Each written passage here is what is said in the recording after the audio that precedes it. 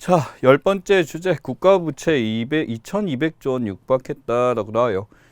육박이죠. 이제 계속 늘어나고 있습니다. 그래서 2019년 말 420조 정도에서 2200조까지 지금 가게 됐는데 이 부채 자체가 어떻게 보면 우리나라 부채가 차후에 이제 재정 부담까지 이제 같이 보는 이제 발생주의를 따라가게 되는 거죠. 그러다 보니까 이제 국가 채무보다 약간은 좀 이제 나타나는 거기 때문에 이 현금주의로 보는 것과 발생주의로 보는 것 차이가 있어요. 실질적으로 이제 변동하는 시점에 따라서 보는 거기 때문에 자산부채 변동이 같이 들어가는 걸로 이제 발생주의로 들어가는 거죠. 그러다 보니까 계산 자체가 복잡하고 현금주의는 흐름 자체예요. 취득원가 자체로 하기 때문에 현금으로에 대해서 그대로 표현하는 것 중에 하나죠. 그렇죠? 그래서 일반적인 국가 채무보다 훨씬 더 큰 개념으로 보는 게 이제 이러한 국가 부채의 성격입니다. 그래서 당연히 이제 발생자가 훨씬 더 크게 되는 상황이 나타나게 된다라는 거 기억하시면 좋겠어요.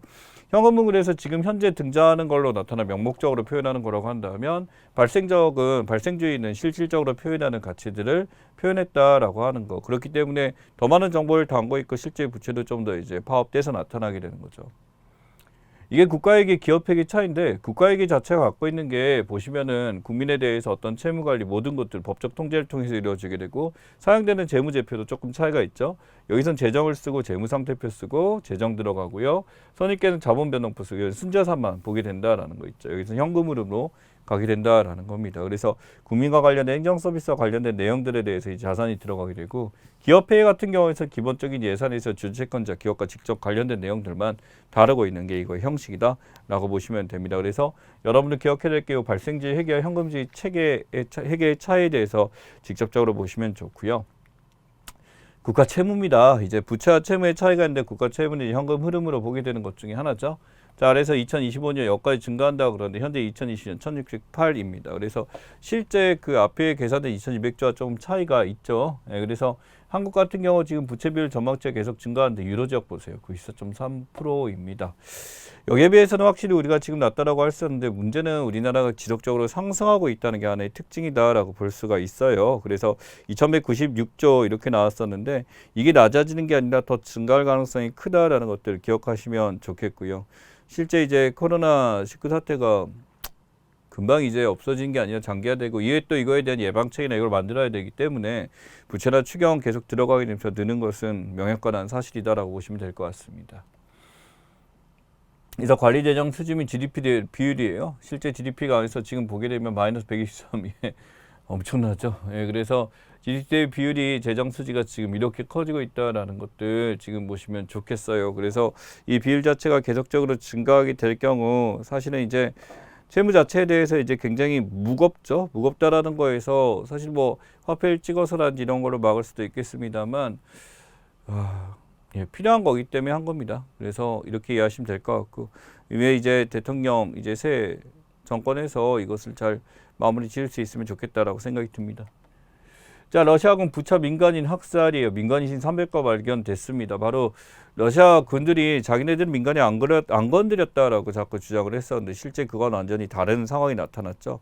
결국 민간인 학살이 있게 된다라는 것은 이것은 견딜 수 없는 사태라고 볼 수 있고 얼마 전에 이런 것도 있었죠. 바로 이제 우크라이나 안에 들어가서 이제 폴란드라든 이쪽에서 협정이나 이걸 논의하기 위해 외교관 사절단들이 기차를 타고 이동했는데 기차역을 또 6군데를 폭격을 해버렸죠. 러시아 애들이. 미친 거죠. 예, 그래서 지금 수백 건가 나온 것뿐만 아니라 실제 발견되지 않은 것까지 살펴보게 되면 조금 더 있게 되는데 이것에 대해서 이제 우크라이나 키ев 시장 입장에서는 전쟁이 아니라 이제 제노사이드라는 표현을 썼습니다. 집단 학살에 대한 이야기인데 역사적으로 집단 학살을 보게 되면 홀로코스트 너무나도 유명하죠. 나치 독일에 대해서 600만 명 유대인 집단 학살 가스실에 집어넣었던 사건이나 우크라이나 홀로도모르 사태 같은 거 스탈린 정권에서 또 농업 집단에서 농사 막아가지고 죽여버린 사태 보스니아 학살이나 크레메르주 제노사이드 캄보디아에서 했었던 거 그래서 이제 킬링필드죠. 그 스토리가 나왔던 영화의 배경이기도 하고요. 중동대전 수단에서 30만 명 학살까지 이루어졌습니다. 이것도 완전한 추산치일 뿐이지 좀 더 많은 사람들이 죽을 수 있다라는 거죠.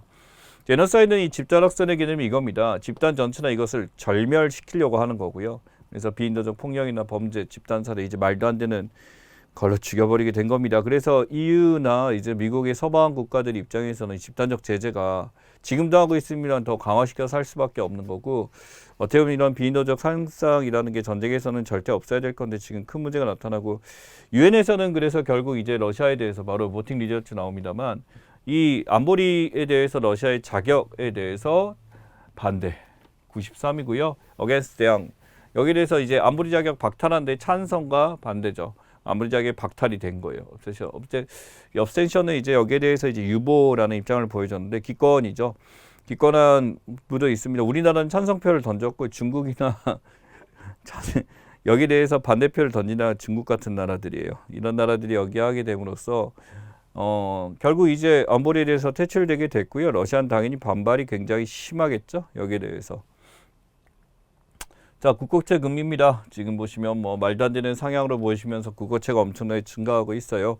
주식채권 떨어지고 펀드 수익률도 마이너스 하게 되면서 전체로 떨어지게 되는데, 여기서 지금 이제 국고채가 증가하기 시작하면서 어느 정도 이제 안정자산으로 몰리게 되면서 어떤 주식이나 펀드 자체가 떨어지게 되는 너무나 당연한 거죠. 거기다가 미국 연준에서 이제 긴축을 한다고 계속 말은 했었고 실제로 4번 정도 올릴 거다. 지금 뭐 2번 정도 올린 상태인데 2번 정도 더 올리겠다라고 하고 더 올릴 수도 있겠다라고 한 거죠.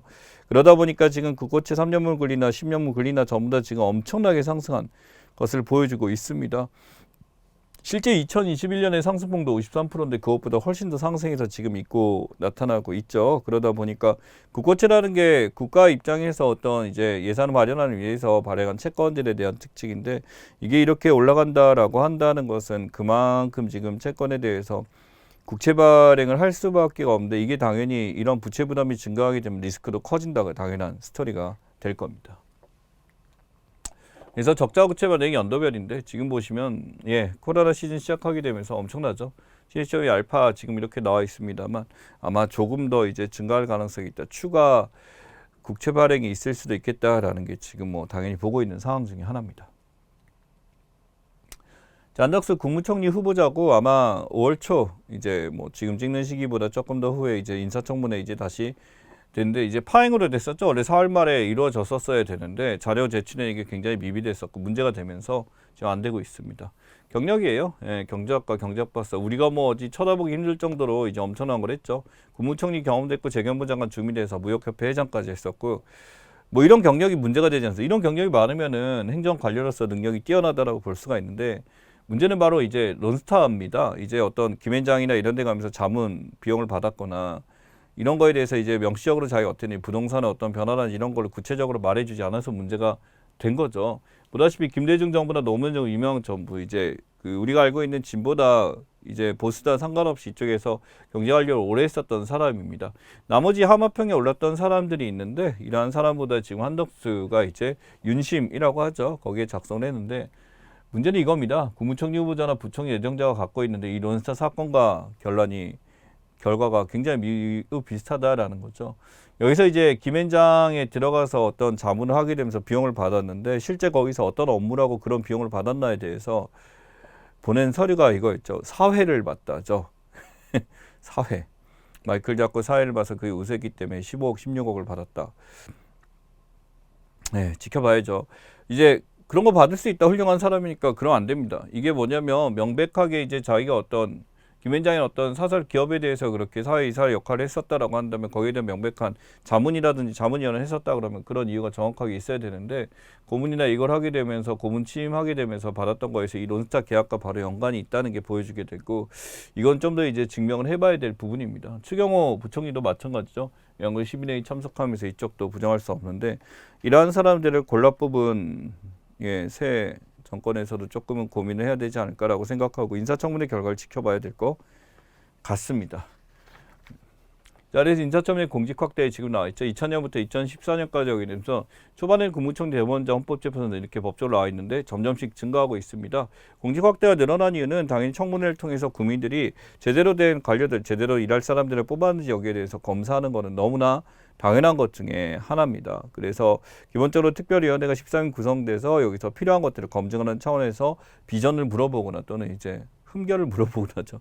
그래서 거기 문제점이나 이런 것들에 대해서 지금 하는 거고, 실제 이제 출제되는 거는 이 위쪽 그래서 국민대법원장, 헌법재판소 감사원장, 헌재재판관, 중앙선관위까지 이걸로 보통 하게 되는데 뒤쪽에서도 같이 하고 있다라는 거 그래서 기억을 하시면 좋겠습니다. 이런 청문회 범위는 당연히 늘어나겠죠. 그만큼 검증을 하는 게 필요하다라고 하는 거 기억하셔야 됩니다. 자, 민법 개정 입법 예고 내용입니다. 인격권 도입이죠. 민법상 인격권 신설하게 돼서 지금 하는 것 중에 하나고 빚대물림 차단이 가장 큰 목적입니다. 상속을 받았는데 알고 봤더니 채무가 더 많아가지고 상속받는 순간 갑자기 빚쟁이가 되는 경우를 막는 거죠. 특히 미성년자 같은 경우는 여기에 대해서 명시적으로 인식할 수가 없는 경우 중에 하나죠. 이게 상속 포기가 있고 한정 승인이 있으면 상속 포기나 아예 포기를 하게 되면 아무것도 없는 상태인데 지금 미성년자 입장에서 지금 채무가 많은지 자산이 많은지 판단이 안 돼요. 이러면 한정 승인이란 게 있거든요. 그걸 통해서 막게 되는 거고 실제로 인격권에서 침해한 행위에 대해서 이걸 담보를 청구한다라고 하는 것에 대해서 결국 미성년자의 이전 대물림 방지를 막기 위고자 나타난 것 중에 하나다라고 보시면 됩니다. 그래서 민법에서 지금 소유권, 채권 중심에서 인격권까지 이제 등장했다는 게 하나의 큰 의미가 되고요. 대물림 방지에 대해서 6개월 이전에 3개월이었죠. 6개월 내 한정 승인 가능하게 받게 됐다라는 겁니다. 보시면 100억 빌딩 받았는데 200억이라고 했어요.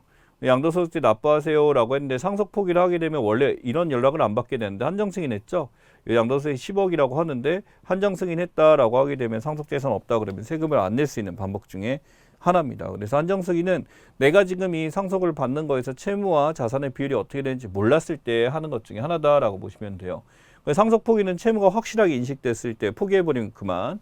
한정 승인 같은 경우는 채무나 상속에 대해서 인지가 확실하지 않을 때 하게 됨으로써 실제 상속이 채무보다 크게 되면 그 결과를 받게 되고요.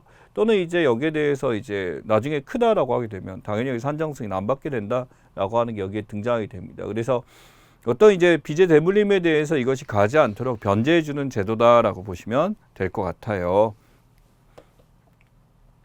자, 다주택자 양도세, 증가세 강화합니다. 그래서 인수위원회에서 부동산세 전면 개편하게 된다라고 했었는데 현행에 대해서 지금 나타난 거 20%에서 20에서 30%까지 3주택까지 늘린다라고 했었죠.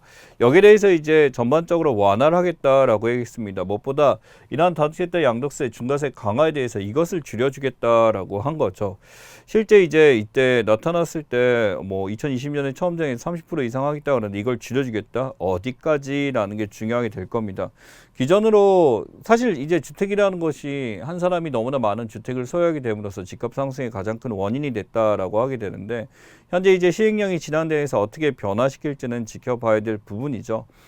양도라는 게 그렇습니다. 처음에 세율에 대해서 1년 이상 2년 미만 60%, 그 다음에 70%, 1년 미만 같은 경우 이렇게 됐었는데 2년 이상 주택에 대해서만 중과세 비중이죠. 그래서 그전에는 60, 70까지 이렇게 된다라는 거 기억하시면 될 것 같고요. 이게 지금 현재 이제 정부 세율에서 어떻게 변화가 될지는 지켜봐야 되는데 결국 이 거래가 활성화되게 되면 집값이 안정화될 것인가? 뭐 이전과는 다른 정책이니까 이전에 부동산 정책 실패를 살펴봤을 때 이렇게라도 해야지만 풀려가지 않을까라고 지금 대책을 찾고 있는 것 같습니다. 자, 중동 내 친이라는 세력 보시면 여기 헤즈볼라에 대한 얘기 나오죠. 시리아, 이라크, 아시라르바이, 후티 반군까지 이렇게 있습니다. 친이란 세력인데 이란이란 나라가 대단한 나라죠. 이 이란이란 나라가 어떤 군사력 증강을 통해서 엄청나게 이쪽에 중동의 화약고에 가장 큰 역할을 하고 있고 이스라엘이 여기에 대해서 이제 제재를 가하겠다라고 하는 거. 그래서 5년간 시리아나 이런 데 엄청나게 공습을 많이 했다는 걸 드디어 인정을 했다라는 겁니다. 사실은 이제 이런 중동에 대해서 친이란 정치, 무장 정치 이런 데서 이스라엘이 계속 공격을 해왔다라는 거죠.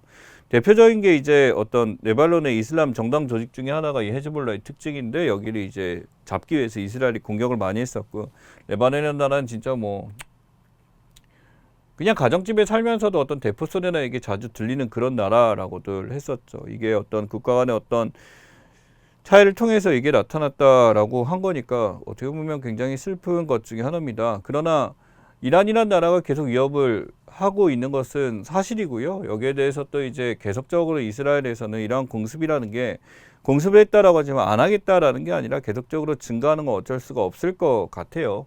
그래서 시리아 난민도 똑같은데 시리아 상황 보게 되면 이렇습니다. 이스라엘이 이란 부산 경제, 이란이 올라가는 걸 막으려고 하고 있고 터키 입장에서는 크루즈적 독립 억제를 막기 위해서 연관이 있고 러시아는 지중해 진출을 통해서 이제 시리아가 어떤 나갈 수 있는 교두보 중에 하나고요.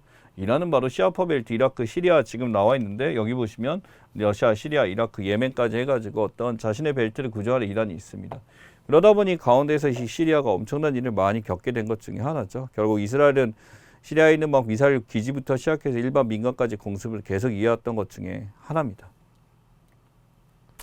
자, 지금 김정숙 여사죠. 이제 옷에 대해서 이렇게 나와 있고, 이거는 어떻게 보면 원색적으로 김정숙 여사 입은 옷에 대해서 이게 특활비로 이게 사용해서 샀다라고 하는 건데, 이게 지금 어떻게 구매했고 특활비에 대해서 어떻게 썼었다가 지금 구체적으로 나와 있는데, 이게 얼마를 썼다, 얼마를 했다라고 한 게 아니라 많이 썼을 것이다라는 의혹으로 지금 잡고 있는 현상이에요.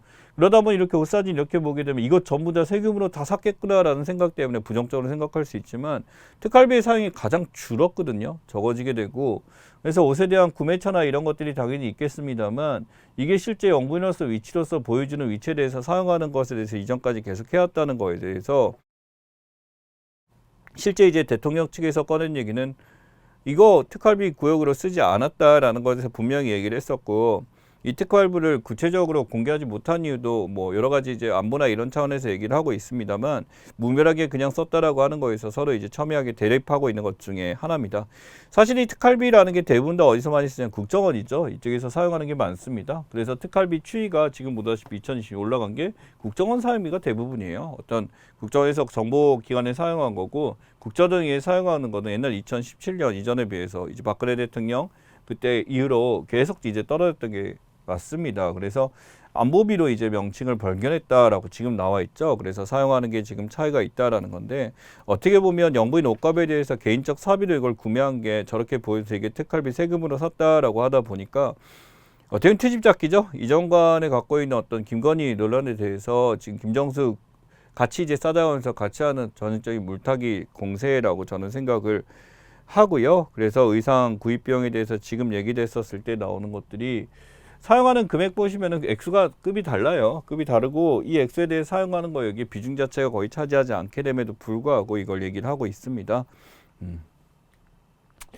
자, 여기 보시면 이번에 이수지 안데르센 상 여기서 이제 여름 제목이 그거였죠. 그 크리스찬 여기서 받은 게, 예, 이게 한스 크리스티안 안데르센 상이라고 하는데 몇 가지 상들이 있어요. 볼류나 상도 있고 여러 가지가 있습니다만, 이게 동양에서 이걸 수상하는 게 거의 이제 오랜만이다라고 해서 지금 이게 이슈가 됐던 것들 중에 하나입니다.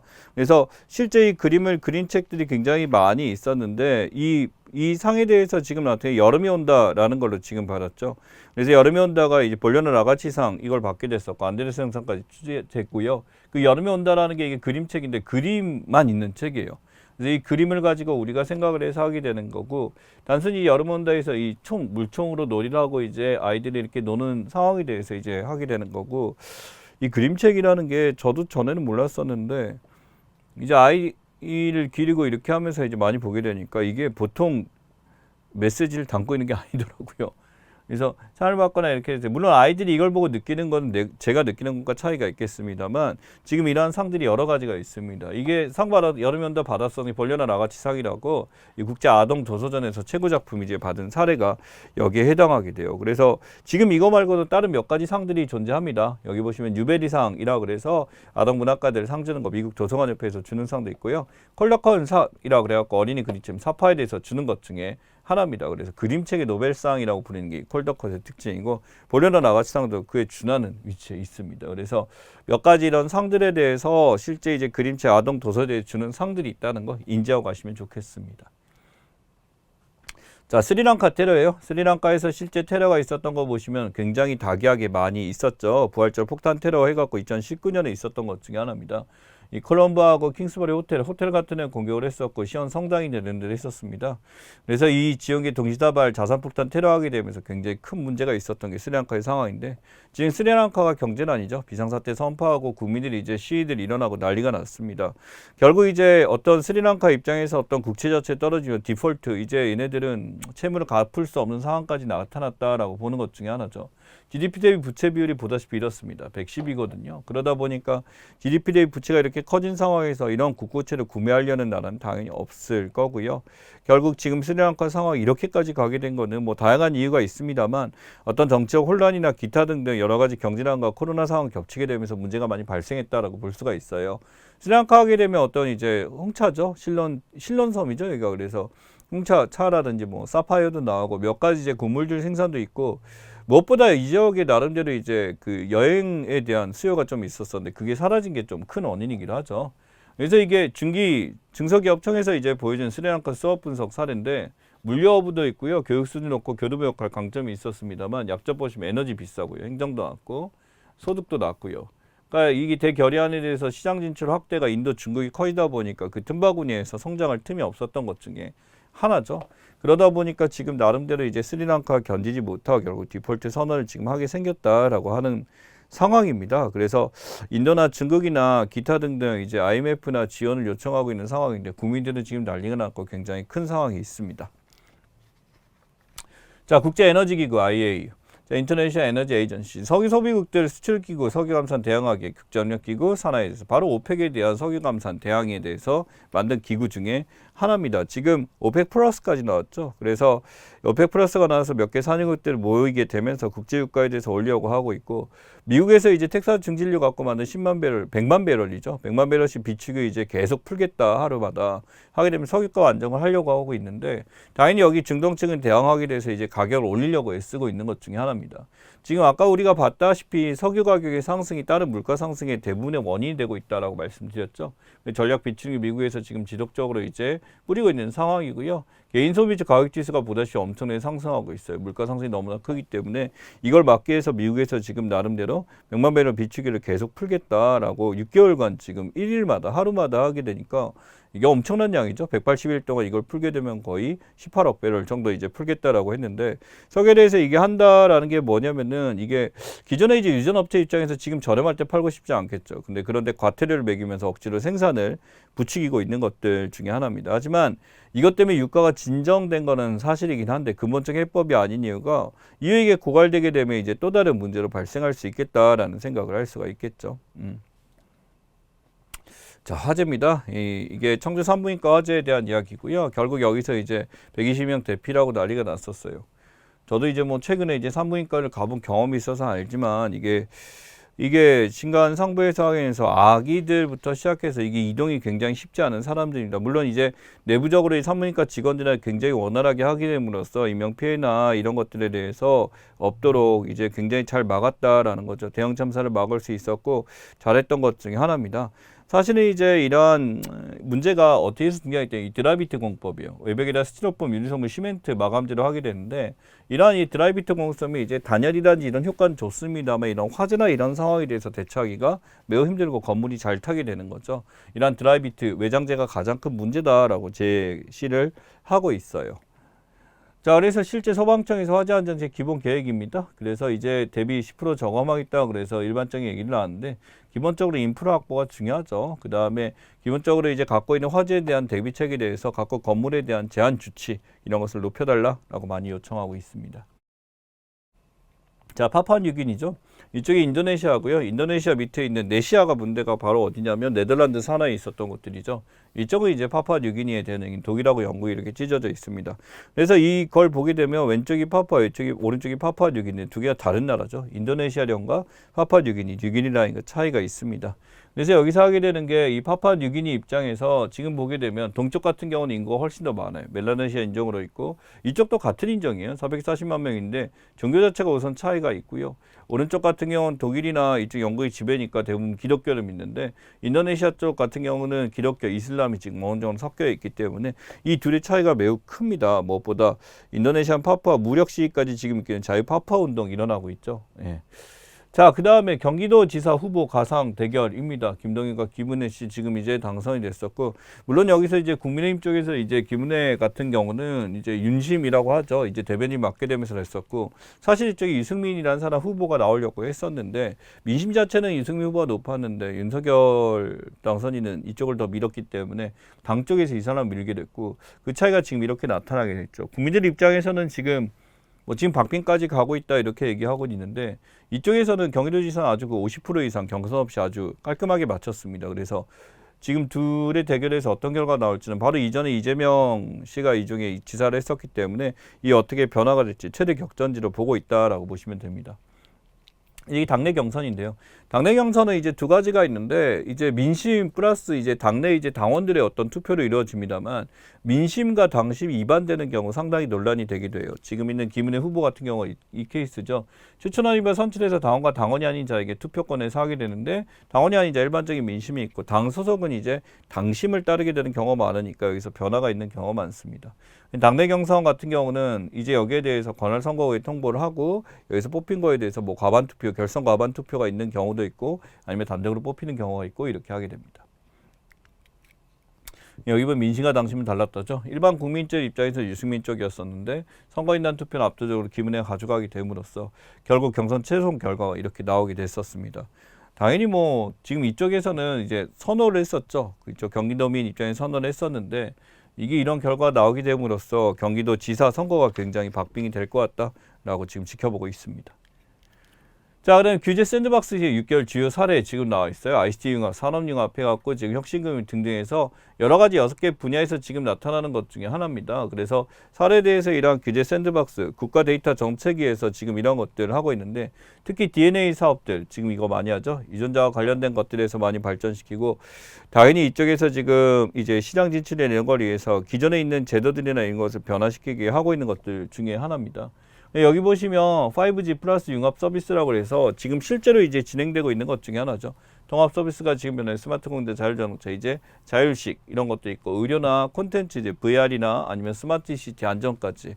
그래서 지금 어떤 4차 산업혁명에 의해 변화에 대해서 지금 대책을 마련하게 많이를 하고 있고 특히 DNA 사업 같은 데 재정이 20조 이상이 투여된다라고 하니까 이외 상황을 지켜봐야 될 것 같습니다.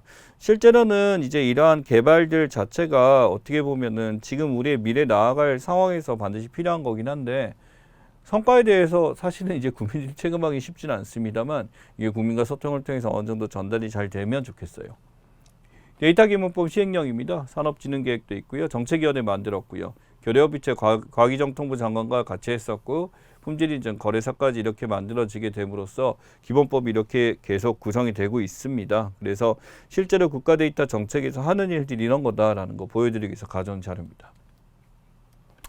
자, 그리고 실제 이제 이쪽에서 미래차 분과 기재부에서 담당하는 과기산업이고 바이오헬스죠. 이쪽에서 이제 DNA 투자 일어났고 시스템 반도체 이것도 굉장히 중요하게 있습니다. 그래서 이렇게 세 개를 나눠서 이런 정책에서 시행하고 있는 사업 구조라고 보시면 됩니다.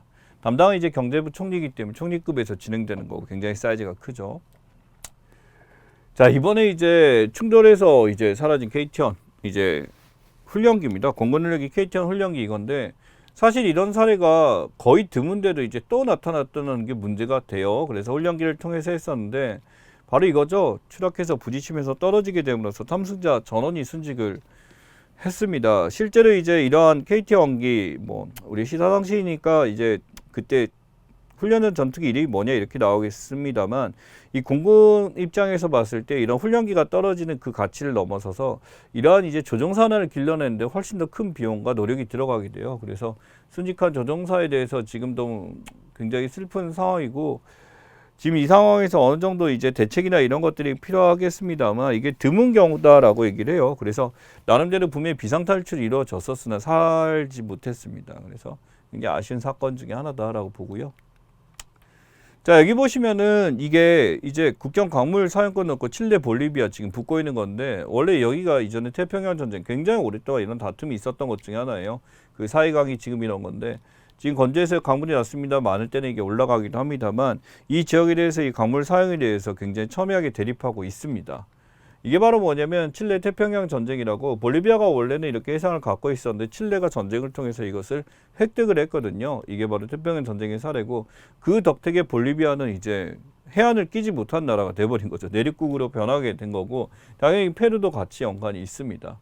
그래서 이러한 강물이나 사용에 대해서 당연히 다툼이 있을 수밖에 없게 되는 게 세계 물 분쟁 사례거든요. 이게 지금 굉장히 다른 데도 많이 있어요. 유명한 게 메콩강 같은데 중과 미얀마에 가지고 이 강물 사용이라든지 우리나라도 뭐 위천공업지대에 있는 낙동강 사용에 대해서 지금 하는 것들이나 다양한 강들이 지금 이렇게 물 분쟁 사례가 이 많은 나라를 거쳐가기 때문에 그 상류에서 많이 사용하게 되면 사용할 수 없는 상황 때문에 이런 일이 나타나고 있죠.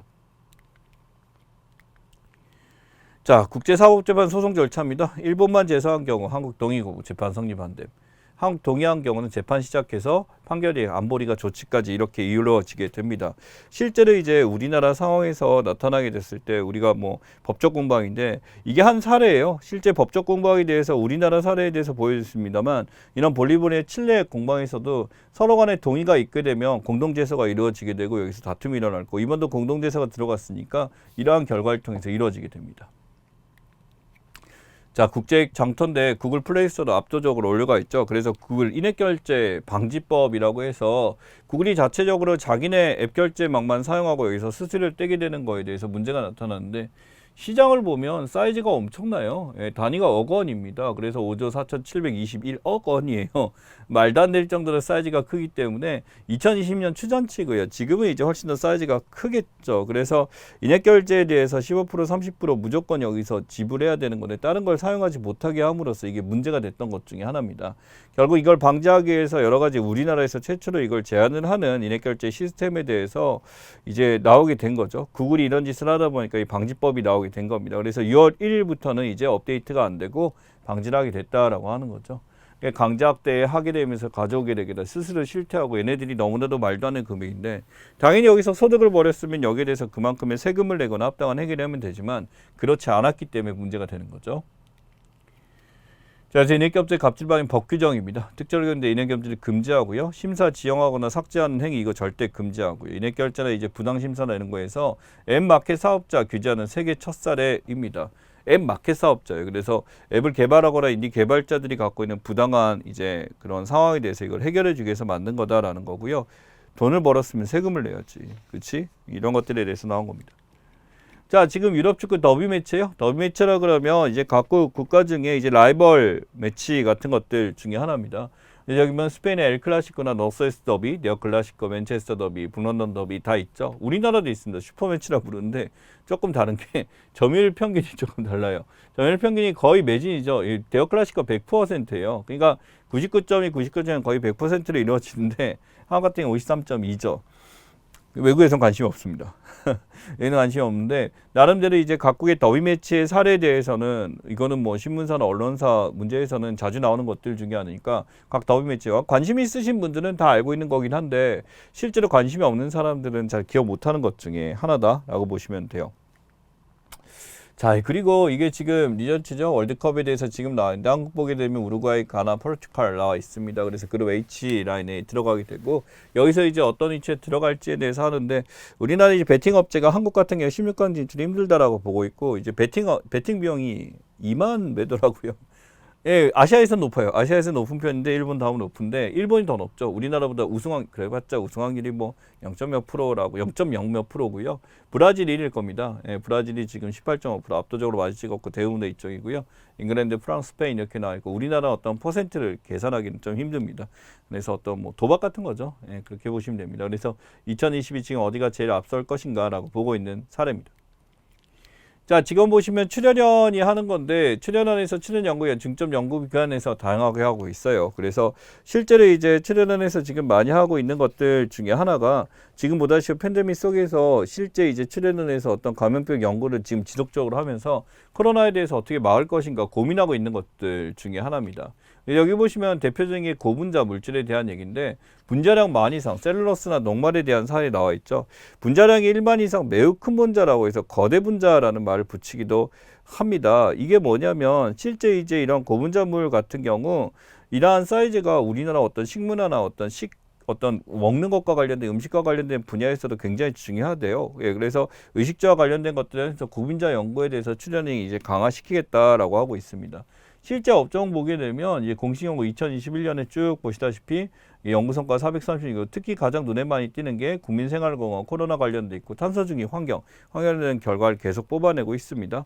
그래서 나름대로 백신 치료제나 이쪽 쪽에서 이 코비드 쪽이나 이쪽에 이제 강화시킨다라고 하니까 그 결과에 대해서 우리가 지켜봐야 되겠죠. 자, 여기 현 방은식 선생입니다. 방은식 선생 해가지고 지금 나한테 안중근 의사 유무 보존 처리해서 나와 있는 사례인데 이 방은식 안중근 의사도 중요하죠. 그래서 이 안중근전이라 그래서 그걸 쓴 분이 이제 방은식 선생이고 이분 같은 경우 이제 우리나라 이제 이대죠. 이대 이제 대통령 그때 임시정부에서 제2대 대통령을 맡게 됐었고 대통령의 권한이 커질 걸 우려해 제도를 바꾸고 그만두신 분이에요. 그 여러분 생각보다 굉장히 대쪽 같고 훌륭하신 분입니다. 본인이 어떤 학자나 교사라다가 한일병업 때문에서 독립운동가로 갈아타고 굉장히 존경하는 사람이 많았던 그런 분들 중에 하나죠. 안중근 의사 유목 같은 경우 이렇습니다. 뭐 스토리 뭐 여기 보시면 100번 참고 당중 유태화라 1인분 비시하네요. 하루에 한 번 독서를 하지 않으면 이번에 가시가 돋는다. 생형자라. 그러니까 지금 보시면은 비슷한 내용도 많이 있습니다. 이 유목에 대해서 안정은 회사가 1필리지 남긴 것들에 대해서 이것을 보물로 지정되겠다. 물론 이제 청와대 관리한 거 없어진 것도 몇 개고 이런 것도 있습니다만 삼성문화재단 갖고 있는데 지금 이게 보물로 책정됐다라는 데서 큰 의미가 있습니다. 사실 뭐 이제 물어봤어요. 아버지가 이제 하나 가셔갖고 서야하셨는데 잘 쓴 글씨 안에 힘은 있다라고 말씀을 하셨더라고요. 뭐 평가를 그렇게 하냐라고 하는데 글씨야 뭐 우리가 못 보니까 라고 볼 수가 있죠. 자, 완전 게임 나왔어요. 완전 게임 하면 퍼펙트 게임인데 과거에 이제 뉴스에 나왔던 그런 사례입니다. 바로 퍼펙트 게임의 스토리예요. 투수가 던졌는데요. 이제 사구도 하나도 없이, 그러니까 놓치는 거 하나, 에러도 없이 완벽하게 한 거고요. 에러나 이제 진출하거나 이렇게 되면 노히트 노런이라 그래서 3개까지는 그렇게 하게 되는 것 중에 하나입니다. 그래서 이제 노히트 노런 아니고 퍼펙트 게임 정말 아무것도 안 내주는 그런 것들에 대해서 이야기하게 되는데 이 쓰기 비공인 퍼펙트를 했다. 그래서 이 퍼펙트 게임이 이슈가 있습니다. 우리 프로에서는 아직까지는 없습니다. 없어가지고 지금 이렇게 되고요. 여기서 지금 나타나는 게 이 퍼펙트 게임의 사례가 바로 이 야구죠. 그래서 1위에 대해서 지금 시뮬레이션 결과에서 가장 이제 잘 나가는데라고 해서 KBN이 순위 예측인데 순위 예측에 보면 LG, KT 이제 승된다는데 여기 지금 아쉬운 게 KT 이제 하나네요. 롯데가 꼴찌네요. 롯데 예, 롯데 팬입니다. 근데 지금 어느 정도 순위가 나아져서 그렇지만은 뭐 맨날 기대만 하고 이렇게 되니까 그렇습니다. 개인적으로 야구는 굉장히 좋아하는 스포츠이기 때문에 뭐 그렇습니다만 여기 보면 뭐 야구에 대한 어떤 개막전 승리한 사례 나와 있는데 프로야구와 관련된 문제는 잘 출세되니까 기억하시면 좋겠습니다. 자, 예금보호 한도예요. 한국가는 5천만 원이죠. 일본은 1천만 원, 1억 원 가까이고요. 25만 달러, 2,500만 원, 50만 위안 이렇게 해서 차이가 다 있습니다. 보안 대비 1.3이죠. 그래서 GDP 대비비 1.3도니까 이러한 보호 예금 확률을 늘려줘야 된다. 한도를 높여야 된다라는 거. 왜냐면 다른 나라 비교하면 낮으니까라는 거지. 근데 여기에 대해서 보호 한도를 높인다라는 게 국가 채무로 막아주는 거기 때문에 도덕적 해이 현상, 모럴 해저드를 가져올 수도 있다라고 해서 논란이 되고 있습니다. 자, 그 다음에 국가별 존엄사예요. 존엄사에 대한 논란은 굉장히 많고 우리나라 같은 경우도 5월 20일 대법원 존엄사에서 김씨 할머니라고 알려져 있죠. 자기 죽음에 대한 선택권이라고 하는데 당연히 생명이라는 거에 대해서 어떤 입장을 취하느냐, 존엄사를 반대한다, 찬성한다, 양쪽에 다 첨예한 대립하고 있습니다. 권리냐 아니면 다른 형식의 자살이냐라고 보고 있는 건데 지금 같은 거 우리나라는 소극적 안락사죠. 그러니까 어떤 자신이 더 이상 이제 진료를 받지 않겠다 하는 것에 대해서 허용되는데 여기서 논란이 되는 거는 이제 소극적인 적극적 이제 약물 투입이나 이런 걸 통해서 나타난 존엄사에 대해서 이야기를 많이 꺼내고 있습니다. 그래서 이런 생명 존중에 대해서 안락사의 종류, 유형 같은 경우도 좀 보고 가시면 좋겠고요. 그리고 실제 각국마다 이걸 어떻게 하고 있는지도 좀 살펴보시면 좋겠습니다.